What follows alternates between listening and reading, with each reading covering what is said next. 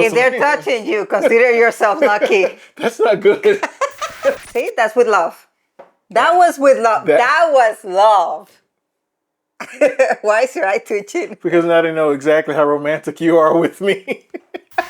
So I've been here for some time, and I think I've adapted pretty good so far. I think I've got well. You adapted pretty good so far. Well, you're not complaining because you're complaining about everything. It's not necessarily complaining. I'm just expressing my emotions about things that I see and notice. For instance, I tend to notice that there's a lot of polite Spanish behaviors that Americans would find rude. And it took me a while to adjust to that. Wait. So we are polite and you guys consider that rude? It's not that it is rude. It's just that or should I say uncomfortable. Okay. For instance, you guys don't have any kind of like regard for personal space. You're very touchy-feely and like all up in someone's face when talking. Because we are warm people. We like to show our love and warmth. And when I touch you, that means that I trust you, that I show care for you, that you're part of my group. Do you see the sweat right now? I have my own body heat. I don't need yours. It's uncomfortable at times because personally, I don't like standing like right next to people when I'm talking to them, or even more so like a woman right next to me. And obviously I'm traumatized from the US. I don't want any kind of cases or any kind of sexual harassment or any of that stuff. We're not in the United States of America. But it's still a comfort level. Like I need this like distance here so we can talk. Is that why when you're talking with somebody, I keep saying you're moving? Yes. Every time everyone gets like this close to me to talk and I'm like, okay, yeah, oh great, yeah, see, Clara, yeah. And I just so here's the challenge. If we come and meet you somewhere, whoever is watching us, get real close. Let's see him dance. But seriously, that's very uncomfortable. Like for Americans, we tend to keep, as we used to say, social distance. Yeah. And that's the thing. Like you guys. So in COVID, you guys were the happiest people in the world. I mean, it was normal for us. That's 6 space. Like that means I feel safer now. I feel like you're not like can do anything to me. So there's at least a barrier there, and like you guys have to, always be touchy or whatever. So I think we was in a dog park and one of the women was saying something to me, talking about the dogs, and she's like, "Oh yeah, Bryan, come on." I'm like, "Huh? What happened?" Yeah, that means that you're one more of the group. Like, come on, you're my friend. Get it. It's very. I understand it now, but. Those are bad things in the U.S. Like you can't go touch a stranger in the U.S. You can't go get up all close to them like this. Yeah, blah, blah, blah. Yeah, cha. Yeah, you guys think that people that get that close might have like something wrong in their mind. Yeah, like they're going nuts. We're raised to have that kind of like protection for ourselves and that kind of social space. Like, let me ask you something. Is this taught in school? Meaning, when you go to school with like kids, do they have you like having like a distance or something? It's not that they have us at a distance, but when I was a kid in elementary school, we had this thing where, you have to hold hands with your partner. So when we get in line, I guess. So you will think that you're accustomed to. Go ahead. Here's the thing. When we get in line, like say we're going on a class trip or we're going from one place from the school to the other place or the yard to play, whoever your partner is, your line partner, you hold their hands. But that's the level of distance you got to keep. So the teachers will tell you, okay, get within holding hands distance from each other. So that means use the hands to keep a distance. So you're holding, but you're keeping a distance. Right. So if we was holding hands, this is whatever my arm reaches out and your arm reaches out, that's the distance. So it's kind of that kind of comfort that we have where this is I guess I am so happy I went to Spain. I went to Spain. I went to school here in Spain. You have no idea. This was back in the 90s, like early 90s. So this comes from like childhood kind of thing. Yeah, it gets normal for us. Like we and here we're like completely here, you're all up in my face. You're like right here talking to them. Like, oh yeah, I can. With all the kids, you're like, come give me a hug and let me give you. Ay,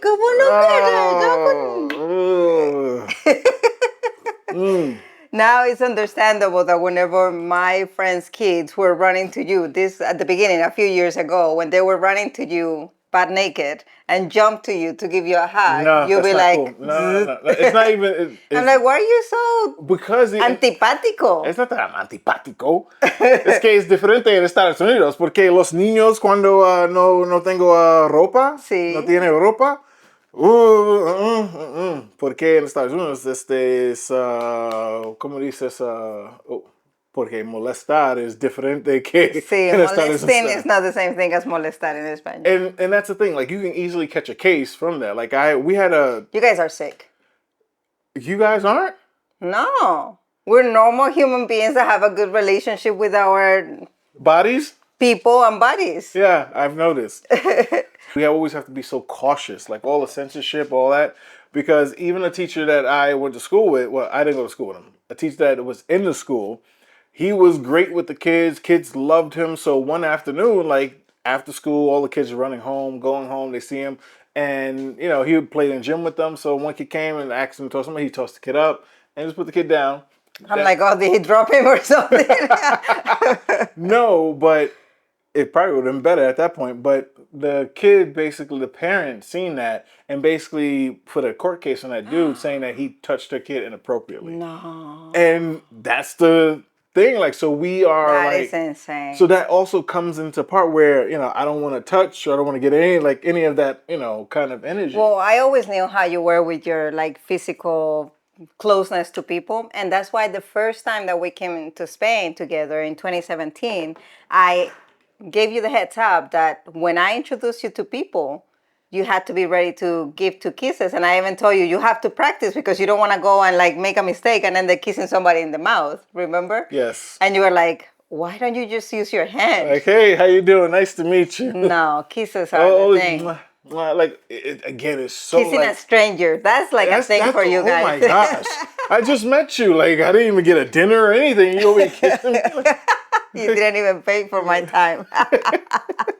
that's like one part of it. I think it's very, very polite. The fact that you guys can make someone feel that close and also be. Yeah, because when we keep the distance, what we're trying to tell is, I don't trust you. Right, right. So if I'm touching you, I'm telling you completely the opposite. Like, I like you, I trust you, let's keep going in our relationship. But I think it's also one of the things where it feels like you can be more relaxed. Yeah. It's hard for me. That's why, like, when we talking to people and we're in a group, I'm always like, as people get close to me, I start hiding behind you. I know. Sometimes he like gets behind me and I'm like, I'm just like, okay, okay? I can keep you as the barrier. But no, I think when you look at it from the outside, that's how it seems. But now that I'm here and I gotten to understand it a little bit more, I see that it's very polite. Like you're welcoming, you're including somebody, making them feel like, hey, you're part of the group and everything. So I think that's a very polite behavior, but it can be seen as, you're a little you're invading rude, my like, space. Exactly. So that's a good point for like new people coming into Spain. Absolutely. They need to know because they might want to throw If they're touching you, consider yourself lucky. That's not good. That's not I was like, wait, as I'm saying it, it doesn't sound good. But it's because I'm saying it in English. If I was saying it in Spanish, it would be like normal. Okay, if you think so. Even with that same point of like how close you get and everything, I think it's also to do with how direct you are and how forward you guys can be. I mean, we talked about this in a previous video that being direct just reinforce relationships. And, if you're able to tell somebody the truth, it's because there is a solid foundation of a friendship or a relationship that you can, whether it's your boss or your friend or whatever, and you can just say things like they are. But yeah, that's like with someone that you know, that's a friend that you be direct. But I'm talking about with strangers, with people you don't know. Hell, when you go to a bar or go to a restaurant and you're ordering something, you guys are very direct and it just seems very rude. If I went to a restaurant and I said, can I have a glass of wine? What would they say to me? Yes, you can. Yeah, but they won't bring me the glass of wine. No, because you're asking stupid questions. I'm not asking stupid questions. I want wine, Just tell them what you want. Yeah, bring me. Quiero una copa de vino. Dame wine. Like sí, ponme una copa de vino. Put a wine here, put a beer here. Like, see, that's very rude to us. Like, there's no please. No, you are please. Ponme una copa de vino, por favor. And then they say, ¿qué vino? I think you guys are like those people on the internet where they can say the most horrible things, or like say the horrible thing and then put LOL at the end, like, oh, it's funny, it's all right. Like you say all the stuff that you want to say, and you're like, por favor. No, it's like in English, you have a sentence that you say before you're about to insult somebody. What is it that you say? No offense, but... No offense, but... Me cago en tu madre. Well, yes, offense. Well, we put it before. Listen, no offense, but, fuck you. Like, you guys like, no. but no Please. offense. Please. No, it's very direct, and I think it's good to be direct with people. But I think that kind of talking, like it kind of catches anyone outside off guard. I want to talk about a moment that we lived this past weekend. So we got together with our friends, our close friends, kind of family, and we hadn't seen one of them for like a few months. So our other friend, Mario, changed his hair look. Yeah. And Soraya came and looked at him, and she was like, "Oh, you look different." And he's like, "If you don't like my new look, just say it." And she's like, "No, if I didn't like it, I will tell you." And then Alicia and I said, "Yeah, she will tell you." Because, we're open like that. Like if she thought that the look didn't look good on him, she would have said, "This doesn't fit you." Like directly, she would have said, "Esto no te pega," or no. The approach But she she has. said it's different because I guess it was unexpected, so she was surprised. Like, Yeah, that's an American approach. Like that's how he was trying. no, but she meant it. Like she was like, "You look different," and then they started talking about the hair. Okay, the feeling behind it, then, that feeling behind your directness, that's a big difference than in the U.S. So you saying what you feel still like, oh, you look different. Even though in the U.S. we use that, but we're trying to say, I don't like it, but you look different. Yeah. Or the one that you see in movies, oh, you did something different. Oh, you know which one I loved in my job? Instead, what I would have done differently is Yeah, I don't do that to you be just like. gave me like 20 words to tell me that you don't like or you don't agree with what I just did or whatever. What I would have done differently. Yeah. It's like you don't talk to each other like that at work. No. So this doesn't work for me, or how would you go about saying? I disagree. I think we should do this. This is my idea. Jesus Christ. How many hairs, furs of I animals don't do know. you How have? many animals did you bring into this house? 4. Okay. That's how much We're you a pull up. six-pack. I think you're trying to be very honest with someone. The polite way I'm looking at it is you're very honest. You're going to tell someone how you feel. You don't have to sugarcoat. You don't have to think that I'm trying to do something differently, because all those things I'm saying to you right now are things that, excuse me. Oh, I'm sorry. Did you need to go by? I am so sorry. It's a new cat we have, This which big is cat. a German Shepherd cat. Yes.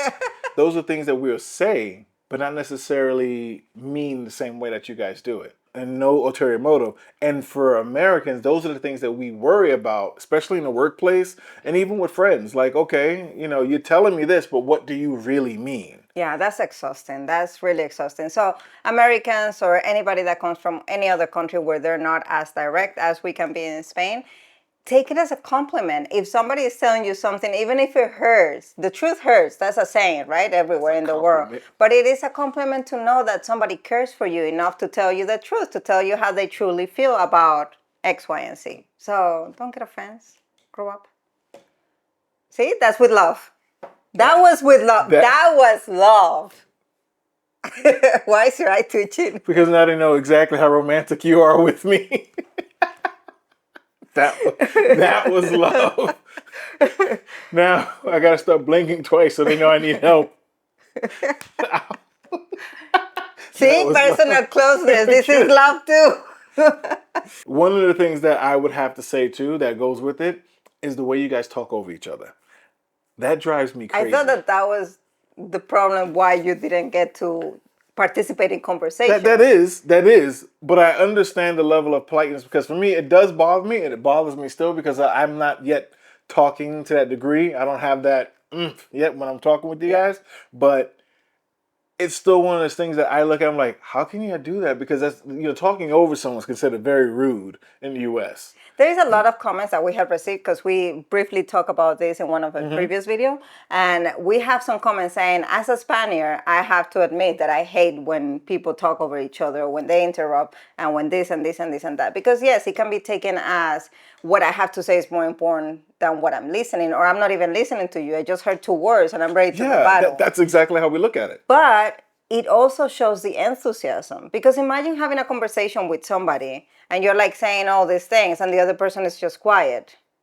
See, without interjection or anything. That's what I mean. Like, I get the politeness of it, of saying, I'm engaged with this conversation. Like, I'm really into what you're saying. Yeah. And I have to tell you this because I'm vibing with you.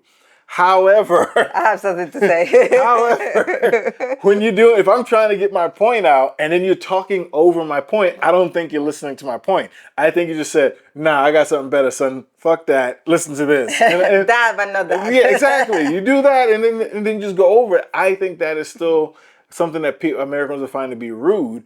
But at the same time, what is the thing? You know, when people get laughing and we're talking and someone finishes your sentence? Yeah, And you're finishing like, it. oh, yeah, yeah, yeah. And you just say the same thing. Exactly. That feeling is like priceless. But that's not the feeling it gives. You just threw out what I said just to put on top of what you said. So something that I have to share of my experience and really like cultural shocks when living in the US and working in the US with American bosses is that I had a course to learn how to listen. Not to learn how to listen, to learn how to show that you're listening. That was like, don't make that face. I was like, you're telling me that I'm going to spend 4 hours of my day today because you're giving me techniques to show the person that is talking to me that I'm listening? It's necessary. So they show you ways on how to nod, on how to assist, but without words. Well, for me, if we're having a conversation and you're telling me something and I want you to feel heard, what I'm going to say is like, oh, yes, I understand. Yes, whatever. And then I give an example. No, I spent 4 hours at work in a training learning how to make the person in front of me feel like they're being listened to without me saying a freaking word. Because they got to see that you're engaged with what they're saying. Let me use my words to show my engagement. No, because then you talk over me and I'm trying to say something of value, of importance, and you're just talking over. By being quiet. Yeah, being quiet means that you're listening. No, properly. Meaning that I'm bored with what you're saying to me because I have nothing to support. That's how it comes off. Explain it to me. Please do. A quien buen árbol se arrima, buena sombra le cobija. To who? Good tree? To whom gets close to a good tree, good shade covers him. Please let this be good. Ay, hola. He's trying to get close to the yes, tree. I'm the tree. So please tell me, what does that mean, please? That if you get close to good people, only good things can happen to you. Okay. By good company, you are protected. And good company tells you things how they are. They tell you the truth. And they are engaged in conversations with you and they touch you. How come all your phrases can't be like this? Because that actually makes sense. It relates to the meaning of it. It's not some random other kind of meaning like, oh, you get close to a tree, you get good shade. What it actually means is a thunderstorm is coming. That makes sense. Didn't we start this video talking about how you complain about every little thing not complaining. instead of adapting? I am congratulating you for finding a good phrase or having one, and I'm asking, why can't all of them be like this? You have a very weird way of congratulating by using You have a weird way of loving. So it's a passionate love. Yeah, exactly. It's my passionate thoughts and caring. Madre mia.